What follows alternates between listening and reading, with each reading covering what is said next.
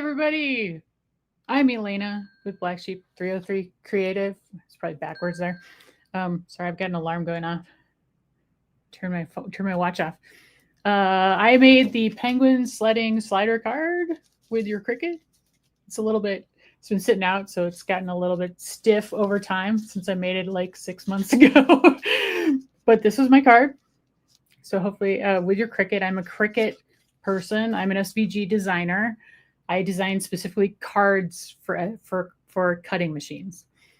If you want like a PDF or a PNG version of the card, you can email me. You are welcome to do that. My email is Elena, ELENA, at blacksheep303.com. So I can send you like a PNG if you want to like hand cut out the pieces or whatever you'd like to do. I'm happy to do that. So you just have to let me know. Let's see what else is going on. I have some events coming up. Oh, if someone is considering a machine, how would they decide between Cricut and Silhouette? Oh, that is a really good question. I have worked with both. I have also worked with the Scan and Cut quite a bit. Sort of depends on your comfort with technology.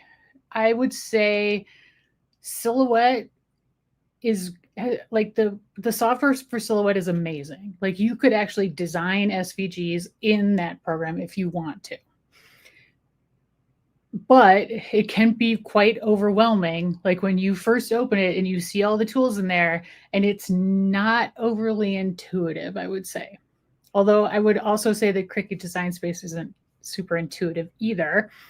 But my personal opinion is that Cricut is easier for people who've like never worked with a cutting machine at all before ever, because I don't know, like there's just certain things you can learn, and the way the mats, like it puts it all on mats for you, and the stuff is kind of easier to figure out in my opinion, whereas Silhouette's a little more classically sort of graphic designy. If you're familiar with like Adobe programs at all, there is some similarity between Silhouette Studio and like Illustrator as far as just the way it's laid out, the way you have to decide like what to cut, how to cut things out and that kind of thing. So like if you really want to go down the road of designing your own SVGs, I think Silhouette's a great choice. It's also less expensive than Cricut. Cricut, if you want to be more like I just want to make projects and get them done, I think that's a good first choice instead, especially if you don't want to learn all the technology. Miss the scan. Oh, I know. Christine, I agree. Miss the scan and cut function. Wish other machines did this as well. Yeah, scan and cut is probably the first machine I ever had. It might have been the Silhouette. I'm not sure. But yeah, I was, for a long time, I did make traditional cards. Like that was how I started out with my blog. And so I did stamps and dies and inks and all that stuff for years and years and years. And I bought a scan and cut because you can stamp stuff out on a piece of like cardstock, scan it into your machine, and it will see it and then it will cut it out. And so that is amazing and fantastic. So if you're like like if you use stamps, I would highly endorse getting a scan and cut. Now, scan and cuts are pretty pricey, but I mean, so are Cricuts, depending on what you go with. But it's totally worth it. Like as far as like you can cut out like 100 images at once rather than having to like buy the matching dies, stick the die on, run it through your machine, your hand crank machine, and that kind of stuff. It'll save you like so much time. And even though up front the cost is bad, you don't have to buy dies then afterwards if you have a scan and cut. So, I think it's pretty worth it if you're like a big stamper. That's the Brother scan and cut. Yep. I've got mine's right there. It's the blue and gray machine here. They only come like in the larger size. Well, I guess there's a slightly smaller size now. And because of that scanning feature, it's a little bit, they're a little bit more expensive. And then they also are really good at reading embroidery files. Like if you do embroidery and sewing, they can work with those files too, in addition to like SVG files. And I don't know, it's not like that software that Canvas Workspace is what Brother Scan and Cut works with is like my least favorite out of all of them, because there's things that it does that is weird. But you know, like when you open an SVG into it, it's all entirely black.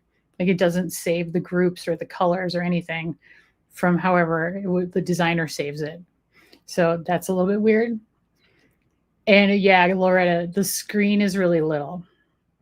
So like whenever I've worked with it, I work with the software on my computer and then I send the file over to it. So then all I have to do is just like do a little bit on that tiny screen rather than trying to like actually cut stuff out on using the screen. You can do that because there's like built-in borders and fonts and shapes and stuff in the machine that you can use, but that screen's so small for me, especially like as blind as I am.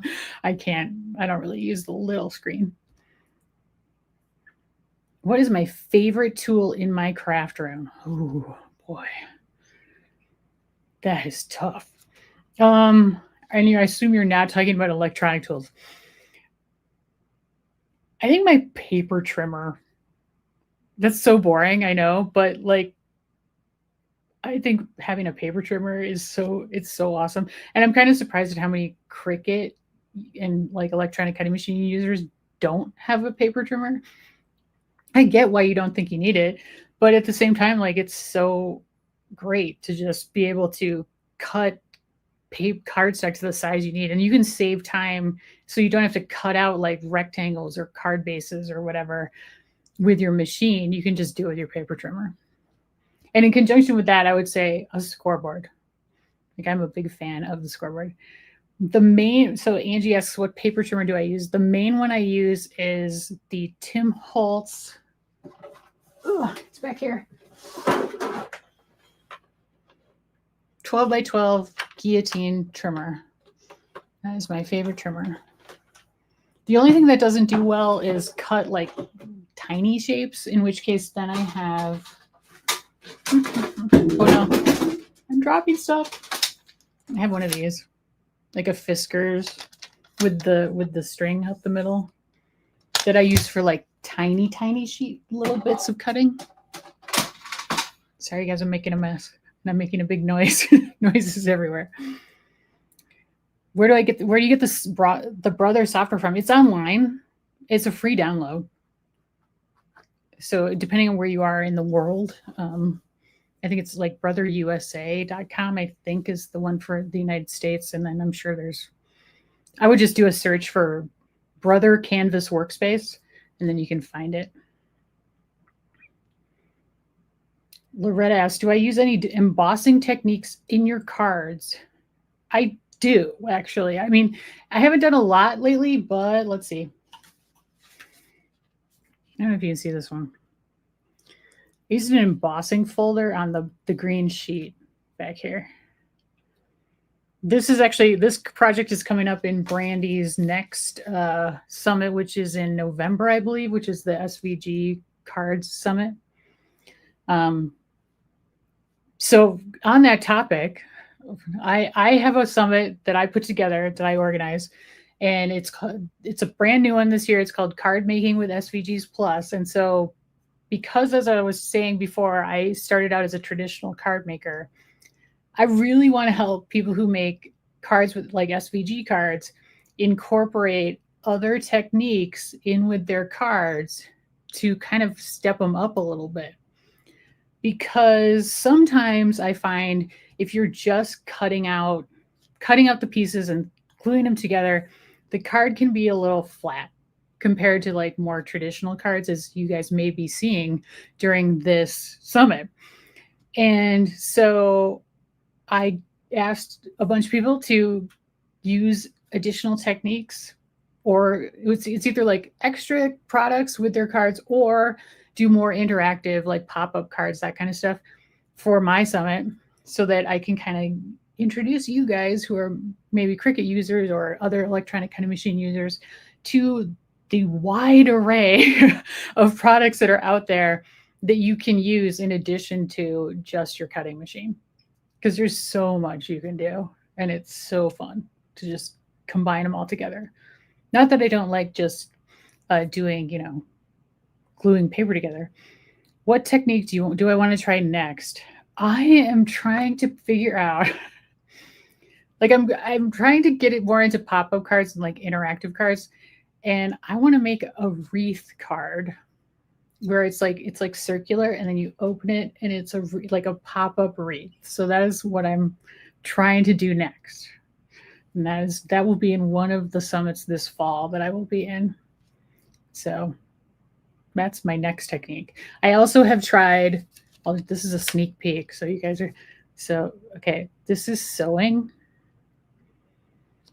So that is part of what I was showing during my summit, is sewing with SVG cards. So I don't know if you guys are familiar with like Spellbinders has this whole line of dies that are stitching dies, and I love those.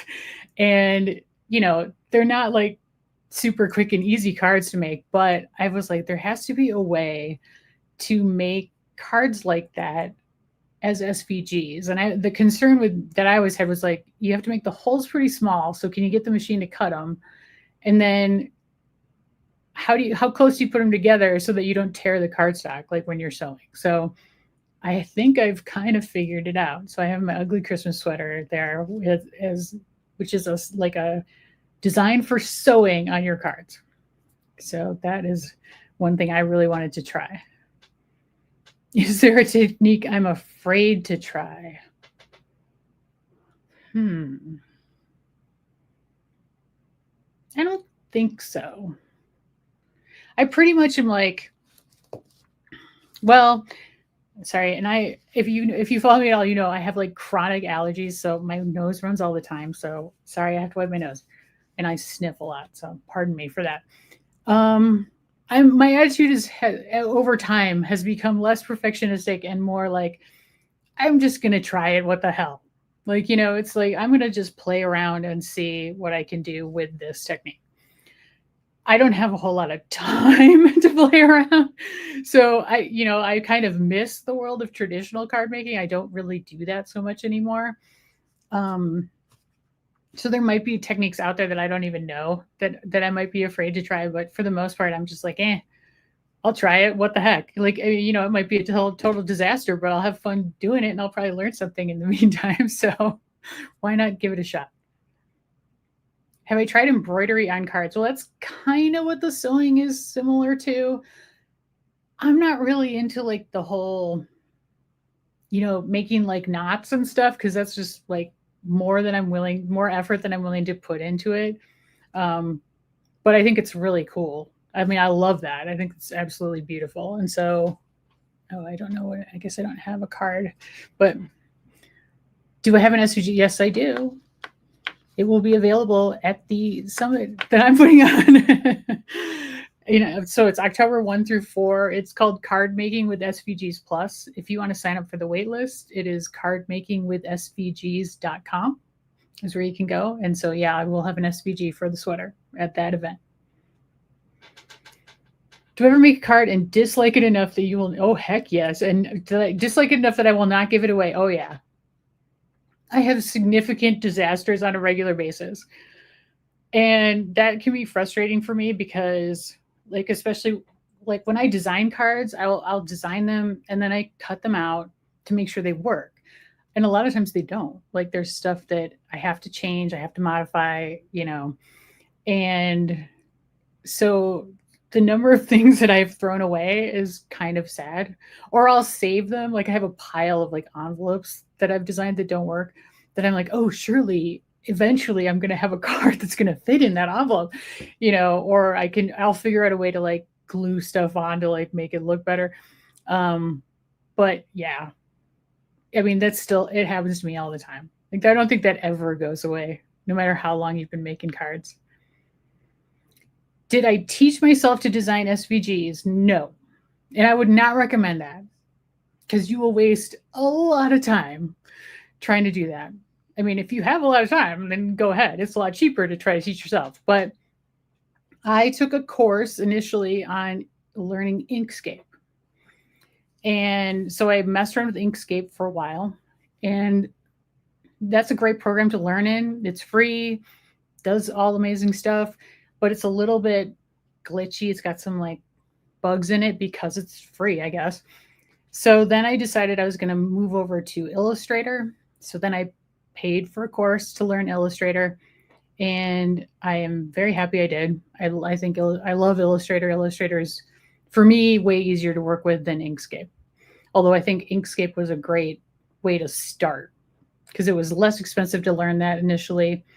And Illustrator is a bit of an investment because you have to subscribe to have the software. Another alternative that's also really good is Affinity Designer, which is a fairly inexpensive design program similar to Illustrator, but it's like not nearly as expensive. And you can take courses on that, like Javsid has a course on that. And then, excuse me, like I was saying, Silhouette Studio is another way that you can learn to design SVGs too. And like Ellie Mae, who was just on, she can teach you that kind of stuff. Terry Johnson's another person who's really great with learning Silhouette Studio and all the things that you can do in that program. So any of those are great ways to do it. Have I used a laser yet? Yes, I have, Jane. I was fortunate enough to be gifted it's over here, a We Create, what is it? It's like the one that automatically lifts and stuff. And so I did a couple of videos on that for them. I love it. And I will use it. It's a fantastic laser. I just like really love cards. And so I know you can cut cardstock with a laser.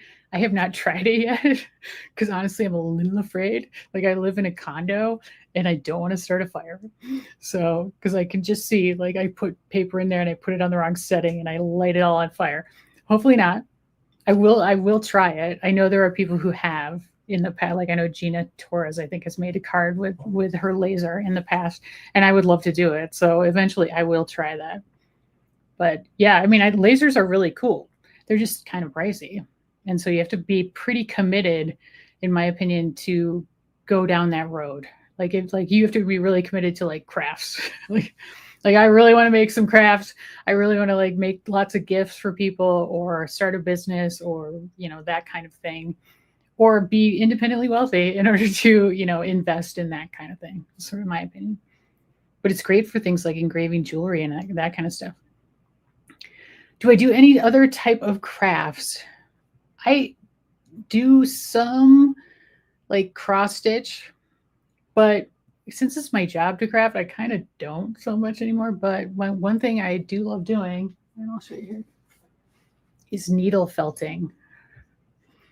So I don't know if anybody knows what needle felting is, but it's like you take wool roving and you basically like stick it with a needle to like consolidate it down, and you can make your own little animals and stuff. Here's my original black sheep that I did. So I like doing those things. Those are my kind of other crafts that I do other than my job, basically. Yeah, any great questions, you guys. I can ramble if you want me to. Let's see, I can talk to you about things I have coming up. I'm in lots of summits. So unfortunately, I am a slow creator. I'm not like able to crank out like 6 videos a week. So I tend to only do free stuff in summits anymore. So if you want to get on my email list and see like free projects from me that you can get for free, it's probably going to be me in summits for the most part. You kind of run out of time to do anything else.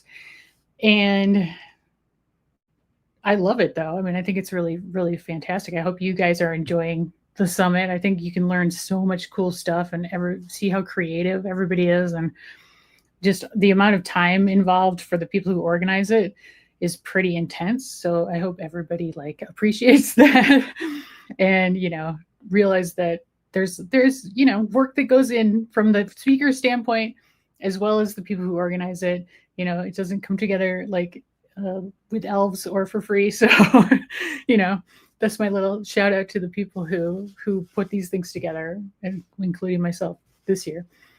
Have I tried quilling? I have done a little bit of quilling, not a huge amount. It's a little bit too delicate for me, I think. The results can be really cool. I just, it's just too, I don't know, like weird. It's weird because I'm a very detailed card maker in a lot of ways, but doing that is like too detailed for me.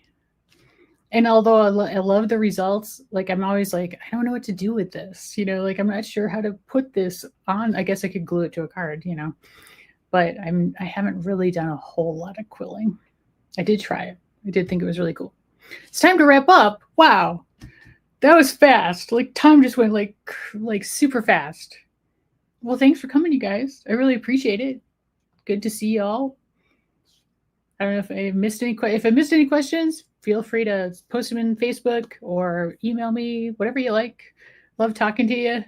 Have a great day and have a great rest of your summit because it's so fun.